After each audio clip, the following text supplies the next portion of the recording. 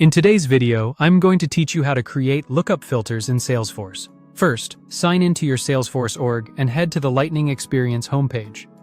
Look to the top right and open Setup from the gear icon. If you see an option to open Advanced Setup or a full setup view, select that so you're working with the complete admin tools. This ensures you have access to the pages we need. Once you're in Setup, use the Quick Find search on the left and start typing Object Manager. Click Object Manager when it appears. Object Manager is where you manage both standard and custom objects, their fields, relationships, and overall behavior, so it's the perfect place to configure lookup filters. For this example, we'll work with the case object. Selecting case is helpful if you want to control which related records appear when users create or edit a case. Next, open Fields and Relationships. This area lists every field on the object and shows how those fields connect to other objects.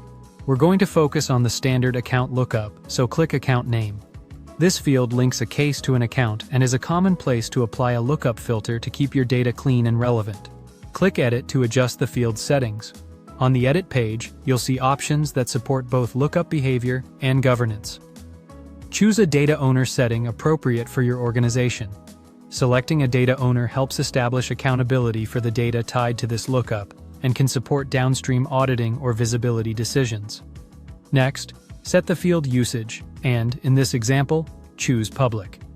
Field usage is a data classification tag that helps your company understand how a field's data is intended to be used and who it's appropriate for. Public indicates the data isn't considered confidential in your environment.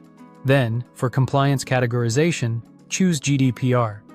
This tag helps your security and compliance teams recognize that the field can contain information relevant to privacy regulations, supporting better reporting and review. If it helps your users, add a clear description and helpful help text.